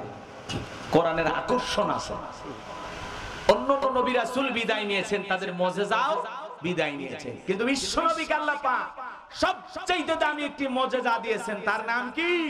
কোরআন। আল্লাহু আকবার বলেন। এই কোরআনের ভিতরে একটা আকর্ষণ আছে। কত কারি কত কণ্ঠ দিয়ে তেলাওয়াত করে, কলিজাটা নরম হয়ে যায়। মিশরের কারি আব্দুল বাসের সাহেব যখন তেলাওয়াত করেন, এত কণ্ঠটা আল্লাহ দিয়েছেন, মনে হয় কোরআন নাজিল হচ্ছে। সুবহানাল্লাহ। এই জন্য কোরআনের প্রতি আকর্ষণ থাকতে হবে, কোরআন তেলাওয়াত করতে হবে। যত টান দিয়ে পড়বেন তত মজা লাগে। যার কণ্ঠ যেমন ভালো, কোরআনটা শুনতে তত বেশি মধুর লাগে। কথা বলেন ঠিক কিনা? এজন্য জবান ছেড়ে আরেকবার, ইন্না আ'তাইনাকাল কাউসার ফাসাল্লি লিরাব্বিকা ওয়ানহার ইন্না শানিয়াকা হুয়াল আবতার। আল্লাহু আকবার। কোরআনের প্রতি আকর্ষণ থাকতে হবে। অনেক মানুষ কোরআনুল কারীম তেলাওয়াত করে, আহারে তেলাওয়াতটা সহি না। আলহামদুলিল্লাহ রাব্বিল আলামিন আর রহমানির রহিম, এমন তেলাওয়াত আছে না? আছে। কথা বলে না কেন? এই কোরআনুল কারীম তেলাওয়াতকারী পক্ষে সুপারিশ করবে, আবার তেলাওয়াতকারী ব্যক্তিকে লানত দেবে। কথা কয় না? এজন্য কোরআনকে সহি শুদ্ধভাবে তেলাওয়াত করতে হবে। আউযিদ আলাইহি ওয়ারাতিলিল কুরআনা তারতিলা, কোরআনকে তারতিলের সহিত স্পষ্ট করে সহি শুদ্ধ করে ধীরে ধীরে থেমে থেমে সুন্দর করে তেলাওয়াত করতে হবে। কথা বলে ঠিক কিনা? যেমন তেমন ভাবে পড়লে হবে না। নামাজ ভঙ্গের কারণ আছে 19টি, তার 1 নাম্বার কারণ নামাজের ভিতরে অশুদ্ধ তেলাওয়াত করলে নামাজ হবে না। আমরা বুঝি শুনি কিন্তু চেষ্টা করি না। কথা বলে না কেন? কষ্ট হচ্ছে আপনাদের? কষ্ট হচ্ছে? কষ্ট দেব না বাজান গো আমার। 1 নাম্বার আয়াতের আলোচনায় চলে গেলাম। কষ্ট হচ্ছে আপনাদের। আল্লাহ রাব্বুল আলামিন বলেন, ইন্না আ'তাইনাকাল কাউসার। আমার আল্লাহ রাব্বুল আলামিন ডেকে বলেন, নবী গো, আমি আল্লাহ পাক অবশ্যই আপনাকে হাউজে কাউসার দান করেছি। নিশ্চয়ই আমি আল্লাহ পাক আপনাকে হাউজে কাউসার দান করেছি। আল্লাহ পাক হাউজে কাউসার দান করেছেন কাকে? বিশ্ব নবীকে। জোরে বলেন কাকে? এই দুনিয়ার জমিনে অনেক নবী রাসূলকে আল্লাহ পাক পাঠিয়েছেন, অন্য কোন নবী রাসূলকে আল্লাহ পাক হাউজে কাউসার দান করেন নাই। আপনার আমার নবীকে আল্লাহ পাক হাউজে কাউসার দান করেছেন। ইন্না আ'তাইনাকাল কাউসার, অবশ্যই আমি আল্লাহ পাক আপনাকে হাউজে কাউসার দান করেছি। এই হাউজে কাউসারের পানি দুধের মতো সাদা, মধুর চাইতে মিষ্টি, পানির চাইতেও ক্লিয়ার। কঠিন কিয়ামতের ময়দানে যেদিন কিয়ামত দিবস কায়েম হয়ে যাবে বাজান, এ বাজান গো আমার, যেদিন কিয়ামত দিবস কায়েম হয়ে যাবে, ওই বিচারের দিনে, কঠিন দিনে মানুষের জিহ্বা যেদিন ঝুলে আসবে নাভি পর্যন্ত কুকুরের মতো, মানুষ যেদিন উলঙ্গ হয়ে উঠবে, যেদিন মা তার সন্তানের পরিচয় দেবে না, বাবা তার সন্তানের পরিচয় দেবে না, ভাই ভাইয়ের পরিচয় দেবে না, স্বামী স্ত্রীর পরিচয় দেবে না, ওই কঠিন কিয়ামতের ময়দানে যেদিন হবে জমিন, তামার জমিন সূর্যটা সহাত মাথার উপরে চলে আসবে, এ বাজান গো আমার, যেদিন আল্লাহর আরশের ছায়া ছাড়া আর কোনো ছায়া থাকবে না, ওই কঠিন কিয়ামতের ময়দানের বিচার দিবসের দিন হবে 50,000 বছরের সমান। ওই কঠিন কিয়ামতের ময়দানে রাসূলের হাতে এক পেয়ালা হাউজে কাউসারের পানি যে পান করতে পারবে, জান্নাতে ঢোকা পর্যন্ত তার আর তৃষ্ণা লাগবে না। এই হাউজে কাউসারের পেয়ালাগুলো ভরায়া দিবেন হযরতে আবু বকর সিদ্দিক রাদিয়াল্লাহু তাআলা, সুবহানাল্লাহ বলেন। মাঝখানে দাঁড়িয়ে থাকবেন হযরত ওমর, আবু বকরের হাত থেকে নিয়ে হযরত ওমর বিশ্ব নবীর হাতে দিবেন, আর নবীজি তার আদরের উম্মতদেরকে খুঁজে খুঁজে হাউজে কাউসারের পেয়ালার পানি পান করাবেন। দলে দলে মানুষ যখন হাউজে কাউসারের পানি পান করার জন্য রওনা করবেন, একদল মানুষের সামনে আল্লাহ তাআলা পর্দার আবরণ তৈরি করে দেবেন। আমার নবী তখন ডেকে বলবেন, আল্লাহ, সংখ্যায় আমি অনেক মানুষকে দেখতে পাইলাম, কিন্তু এখন কেন জানি সংখ্যাটা কমে গেল, কারণটা বুঝতে পারলাম না। আমার আল্লাহ তখন ডেকে বলবে, বন্ধু, আপনি তো পাইকারি দরে সবাইকে আজকে হাউজে কাউসারের পানি পান করাইতে পারবেন না। এই দুনিয়ার জমিনে 2টি অপরাধ করেছিল যারা, হাউজে কাউসারের পানি পান করতে পারবে না তারা। কয়টা অপরাধ? কি সেই 2টা অপরাধ জানতে মনে চায় না? কষ্ট হচ্ছে আপনাদের? রাসূল আকরাম সাল্লাল্লাহু আলাইহি ওয়াসাল্লাম হাউজে কাউসারের পিয়ালা নিয়ে দাঁড়িয়ে থাকবেন, আপনি কাছে যাবেন, রাসূলের হাতের সেই পিয়ালাটা পান করতে পারলে কিয়ামতের কঠিন দিন আপনার কাছে কঠিন হবে না। এ ভাইয়েরা আমার, 50,000 বছরের সমান একটি দিন চিন্তা করা যায়। সেই কঠিন দিন, সেই বিভীষিকাময় কিয়ামতের ভয়ঙ্কর একটি দিনে রাসূলের হাতে তৃষ্ণা মেটানোর জন্য এক পেয়ালা পানি পান করার কি ইচ্ছা আপনাদের নাই? কার কার আগ্রহ আছে একটু হাত তুলে দেখান। আল্লাহ আমাদের সবাইকে রাসূলের হাতে এক পেয়ালা হাউজে কাউসারে পানি পান করার তৌফিক দান করুন। জোরে বলুন আমিন। সেই সৌভাগ্যবান ব্যক্তিদের কাতারে আল্লাহ আমাদেরকে শামিল করুন। জোরে বলুন আমিন। আরেকটু জোরে বলেন আমিন। হাত নামান। অনেকে আবার আমিনও কয় না, হাতও তোলে না। কষ্ট হচ্ছে আপনাদের? এদিক খেয়াল করেন, রসুল পেয়ালা নিয়ে দাঁড়িয়ে থাকবেন, রসুল আকরাম সাল্লাল্লাহু আলাইহি ওয়াসাল্লামের চেহারাও দেখতে পাবেন, আবার সেই পেয়ালার পানিও পান করতে পারবেন। কিন্তু চাইলেই তো পাওয়া যাবে না, একটু যে কষ্ট করা লাগবে, কথা কয় না। আমি আপনাদের এলাকায় এসেছি, আসার পরে একটা ছেলেকে কয়েকটা চকলেট দিলাম, দেওয়ার পরে বললাম বাবা আমাকে এক বদনা পানি নিয়ে এসে দাও, আমি একটু উজু করব। ওই ছেলেটা চকলেট পাইয়া আনন্দের ঠেলায় মারছে দৌড়, দৌড়াইতে গিয়ে মাঝপথে আছাড় খেয়ে পড়ে গেছে, হাঁটু ছিলে গেছে, একটু রক্ত বের হয়েছে, চামড়াটা জ্বরে গেছে, কিন্তু চকলেট থাকার কারণে ছেলেটা উঠে আবার দাঁড়াইছে, দাঁড়াইয়া আবার বদনা ভইরা পানি নিয়ে আমার সামনে হাজির। আমি তখন ছেলেটাকে বললাম বাবা এই পানিটা আনতে গিয়ে তোমার কষ্ট হয়েছে, মাঝপথে আছাড় খেয়ে পড়ে গেছে, ব্যথা মনে হয় পাইছো, রক্ত বের হয়েছে মনে হয়, চামড়া ছিলে গেছে, কষ্ট পাইছো।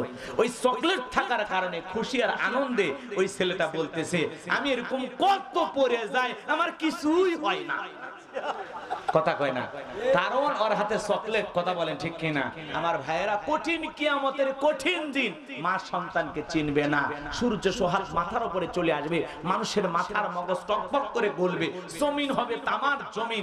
এ ভাইয়েরা আমার, ওই কঠিন দিনের কঠিন সময় আপনার কাছে আল্লাহ সহজ করে দিবেন যদি এক পেয়ালা হাউজে কাউসারের পানি পান করতে পারেন। আর আল্লাহর আরশের নিচে একটা কিয়ামতের ফাইনাল খেলা যেদিন হবে, সেদিন আল্লাহ তাআলা একটা ভিআইপি গ্যালারি তৈরি করবেন, এখানে 7 শ্রেণীর মানুষ ছায়া পাবে। জোরে বলেন কয় শ্রেণীর? এই 7 শ্রেণীর মানুষ ছায়া পাবে, আর এখান থেকে তারা কিয়ামতের ফাইনাল খেলা উপভোগ করবে। আল্লাহু আকবার বলেন, আর জোরে বলেন আল্লাহু আকবার। আল্লাহর আরশের নিচে ছায়া, আর রাসূলের হাতে এক পেলা হাউজে কাউসারের পানি যদি কারো ভাগ্যে জুটে যায়, এই ব্যক্তি জান্নাতে যাবে, তার আর কোনো টেনশন নাই, কিয়ামতের কঠিন দিন তার কাছে কঠিন মনে হবে না, আল্লাহ সহজ করে দেবে। বলুন আল্লাহু আকবার।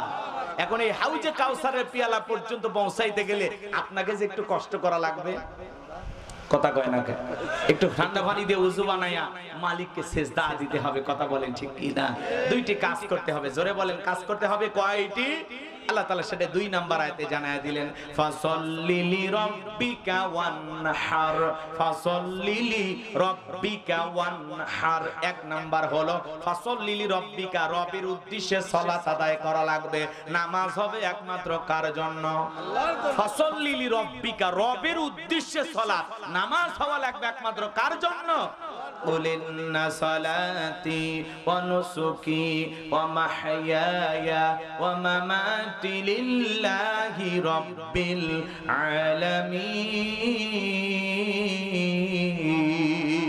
العالمين। আমার আল্লাহ ডেকে বলেন নবীজি আপনি বলুন আমার নামাজ, আমার কুরবানি, আমার জীবন, আমার মরণ লিল্লাহি রাব্বিল আলামিন, আসমান জমিনের প্রতিপালকের জন্য। তাহলে মুমিন জীবনের সব ইবাদত হবে একমাত্র আল্লাহ তাআলাকে রাজি খুশি করা, আল্লাহর নৈকট্য লাভের আশায়, আল্লাহকে রাজি খুশি করার জন্য, কথা বলেন ঠিক কি না? তাহলে ফাসাল্লি লিরাব্বিকা, রবের উদ্দেশ্যে সালাত, নামাজ হবে একমাত্র কার জন্য? আরো জোরে বলেন কার জন্য? এ বাজান গো আমার, রাত্রি জাগরণ করে 5 ওয়াক্ত সালাত আদায় করবেন, আবার রাত্রি জাগরণ করে পাশাপাশি আল্লাহর ইবাদত করার দরকার আছে না নাই? যেটাকে আমরা বলি তাহাজ্জুদের নামাজ। কিসের নামাজ? তাহাজ্জুদের নামাজ। 5 ওয়াক্ত নামাজ, 5 ওয়াক্ত সালাত, এটা তো আল্লাহ তাআলার ডিউটি, পালন করাই লাগবে। 5 ওয়াক্ত নামাজ বলেন তো বাজান, নফল না ফরজ? আর একটু আস্তে কম, খবরদার কেউ যেন শোনে না, গোপন বিষয়টা নাকি গো। 5 ওয়াক্ত সালাত আদায় করতে হবে, এটা নফল না ফরজ? এই জায়গায় এমন কোন মুসলমান আছে যে জানে না যে 5 ওয়াক্ত সালাত ফরজ? জানে। তারপরে আমরা মসজিদে যাই না, কথা কয় না কে? তার মানে কি আমরা শুনি জানি মানি না, কথা কয় না, শুনি জানি মানি না। ফাসাল্লি লিরাব্বিকা, রবের উদ্দেশ্যে সালাত, নামাজ আদায় করা লাগবে। 5 ওয়াক্ত সালাত এইটা তো ফরজ। এটা রবের বাধ্যতামূলক ওয়াদা। নিজেকে মুসলিম দাবি করতে হলে আপনি ঈমান আনার পরে ফালাহাল মুমিনুন, অবশ্যই মুমিনেরা সফল। ঈমান এনেছে যারা সফল হয়েছে তারা আল্লাযীনা হুম ফি সালাতিহিম খাশিউন, যারা নিজেদের সালাত বিনয়ের সহিত নম্রতার সহিত আল্লাহর ভয় নিয়ে আদায় করে। ঈমান আনার পরে একজন মুসলমানের সবচেয়ে গুরুত্বপূর্ণ ইবাদতের নাম হলো সালাত। কথা কয় না কেন? রাগ করতেছেন? বাইনাল আবদি ওয়া বাইনাল কুফরি তারকুস সালাহ। একজন মুমিন আর একজন অমুমিনের মধ্যে, একজন মুসলমান আর একজন অমুসলমানের মধ্যে পার্থক্যকারী একটি জিনিস, তার নাম সালাত। কথা বলেন ঠিক কিনা? মুমিন ইমানদার সালাত আদায় করে, যারা নাফরমান বেঈমান এরা নামাজ আদায় করে। আপনি মুসলমান, আপনি নামাজ পড়েন, কিন্তু অমুসলিম নামাজ পড়ে। কথা বলেন, কোন কাফের বেঈমান নামাজ পড়ে? উভয়ের মধ্যে পার্থক্যকারী একটি জিনিস, তার নাম সালাত। ইমানদার সালাত আদায় করে, বেঈমান সালাত আদায় করে না। ইমানদার আর বেঈমানের মধ্যে এটাই পার্থক্য। কষ্ট হচ্ছে আপনাদের? সালাত আদায় করা যাবে? করবেন তো ইনশাআল্লাহ। ফাসাল্লি লিরাব্বিকা ওয়ানহার, রবের উদ্দেশ্যে সালাত, নামাজ তো পাঁচ ওয়াক্ত আদায় করব। তারপরে আল্লাহ তাআলা সূরা ফুরকানের ভিতরে বলতেছেন ওয়াল্লাযীনা ইয়াবিতুনা লিরাব্বিহিম সুজদান ওয়া কিয়ামা, যারা রাত্রি জাগরণ করে আমি আল্লাহকে সিজদা দেয়, আমি আল্লাহর জন্য দণ্ডায়মান হয়ে যায়। রাত্রি জাগরণ করে কোন সময়? এদিক খেয়াল করেন, রাতের 12টা যখন পার হয়ে যাবে, 1টা 2টা 3টার দিকে উঠা বিবির ভালোবাসা ত্যাগ কইরা, আরামের বিছানা ত্যাগ কইরা যারা যায় নামাজের ভিতরে দাঁড়ায় যায়, এই নামাজ দুনিয়ার কাউকে দেখানোর জন্য নয়, এই নামাজ কাউকে খুশি করার জন্য নয়, এই নামাজ হলো একমাত্র আল্লাহ তাআলাকে রাজি খুশি করার জন্য। কথা বলেন ঠিক কিনা? কারণ নিরালায় নিবৃত্তিতে গভীর নিশীথে আপনি দাঁড়িয়েছেন কাকে পাওয়ার জন্য? কার ভালোবাসায়? কার প্রেমে? হ্যাঁ, এই জন্য সিজদার মাধ্যমে, রুকুর মাধ্যমে, সালাত আদায় করার মাধ্যমে রাত্রি জাগরণ করে প্রেম করব কার সাথে? আর আল্লাহর সাথে যে প্রেমের ভাবটা জমাইতে পারবে, গভীর নিশীথে মালিককে সিজদা দিয়া জায়নামাজে যে প্রেমটা জমাইতে পারবে, আল্লাহর সাথে প্রেম করলে জীবনে সফলতা, কোনো ব্যর্থতা নাই।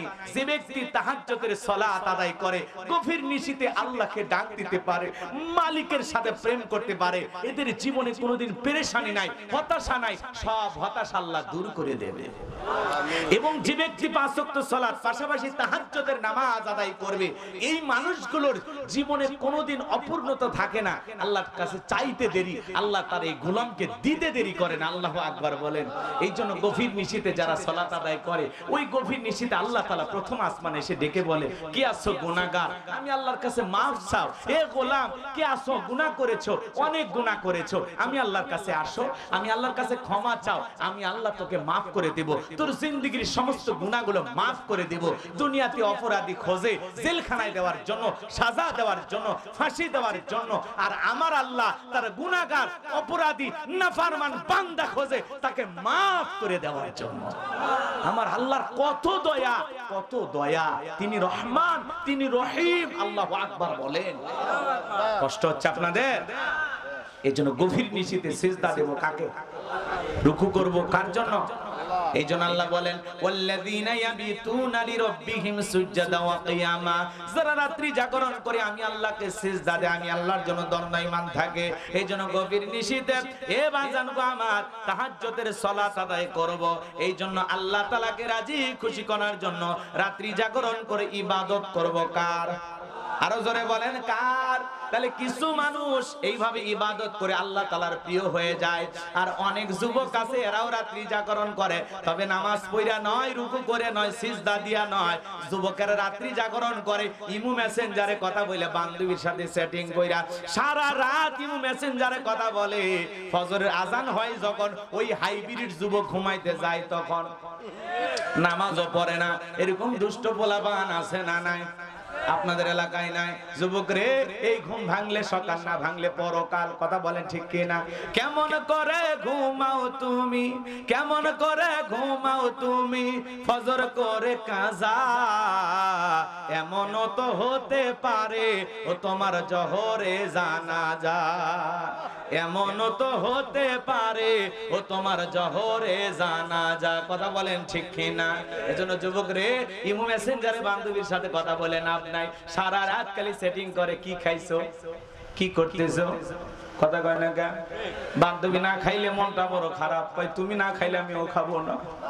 নিজের মা খাইছে কিনা খবর নাই না, বাবা খাইছে কিনা খবর নাই না, বান্ধবী না খাইলে টেনশনে যুবকের খাওয়া মুখে ওঠে না। কথা বিরক্ত হইতেছেন না? ও দোয়া করে দেয় নাকি বলেন? এরকম যুবক আছে না? না, এই মোবাইলটা যুবকদের খাইলো। এই মোবাইল পাপের, এখন মনে করেন মোবাইল দেখতে ছোট, কিন্তু এই মোবাইল দিয়ে পাপ অনেক বড় বড় পাপ হয়। কথা কোন ঠিক কি না? এই মোবাইলের ভিতরে যুব সমাজ ডুবে আছে। কথা বলে ঠিক কি না? কষ্ট হচ্ছে আপনাদের? বিরক্ত হইছেন? এই মোবাইলে চ্যাটিং করে, প্রেম কইরা, আহারে যুবকেরা পাগল হয়ে যাচ্ছে। দোয়া করবো? মাশাআল্লাহ, চাচা চাই দোয়া করেন বাবা। না না, আচ্ছা ঠিক আছে, ঠিক আছে। আচ্ছা এদিক খেয়াল করেন, আসলে গভীর রাত হয়েছে তো কষ্ট আপনাদেরকে না দেওয়াই ভালো, কিন্তু এদিক পয়েন্ট আমাকে শেষ করতে হবে, তাই না? কষ্ট পাইছেন আপনারা? এজন্য যুবকদেরকে বলতেছি, বাবা মোবাইল ছাড়া লাগবে। এই মোবাইলের কারণে সব নষ্ট। কথা কি বোঝা গেল? বিরক্ত হয়েছেন আপনারা আমার কথায়? কষ্ট লাগে? তাহলে 1 নাম্বার, ফাসাল্লি লিরাব্বিকা ওয়ানহার। 1 নাম্বার, রবির উদ্দেশ্যে সালাত আদায় করা লাগবে। তাহলে নামাজ হবে একমাত্র কার জন্য? আল্লাহ তাআলাকে রাজি খুশি করার জন্য। 5 ওয়াক্ত সালাত কারা কারা মসজিদে গিয়ে আদায় করবেন? আমার মালিককে হাত তুলে দেখান। আল্লাহ তোমার যে গোলামেরা হাত তুলেছে, আল্লাহ সবাইকে 5 ওয়াক্ত সালাত মসজিদে গিয়ে জামাতের সহিত আদায় করা তৌফিক দান করুন। আপনার ভয়ে আমাদের সবাইকে আল্লাহ নামাজি বানায় দেন। জোরে বলেন আমিন। হাত নামা। আমার ভাইয়েরা দিক গভীর মনোযোগ দিয়ে কথাগুলো শুনবেন। তাহলে 1 নাম্বার হলো রবের উদ্দেশ্য সালাত, 2 নাম্বার হলো ওয়ানহার মানে কুরবানি করা। কুরবানি করা মানে নিজের আমিত্বকে কুরবানি করা, অহংকারকে কুরবানি করা, নিজের ভিতরে থাকা পশু সুলভ আচরণকে কুরবানি করা। এ বাজান গো আমার, আমি যে কথা বলতে চাচ্ছিলাম, কয় লাখ টাকার গরু কুরবানি করলেন, ছাগল কুরবানি করলেন, এটাই আসল কুরবানি নয়। আসল কুরবানি হলো নিজের ভিতরে থাকা পশুটাকে কুরবানি করা,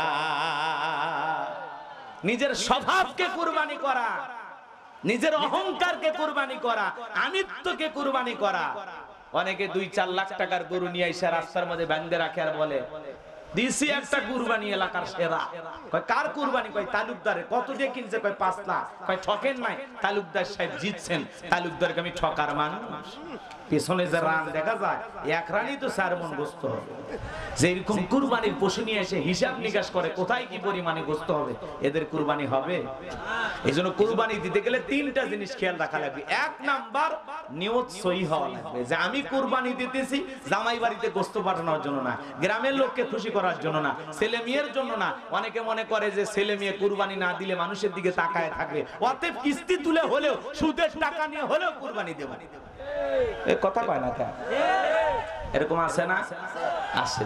কারণ আমাদের সমাজের মানুষ এরকম, ছেলে মেয়ের জন্য পাগল পারা হয়ে যায়, সুদের টাকা নিয়ে কিস্তির উপরে লোন নিয়ে কুরবানি দেয়। আল্লাহ এদের হেদায়েত দান করুন। জোরে বলেন আমিন।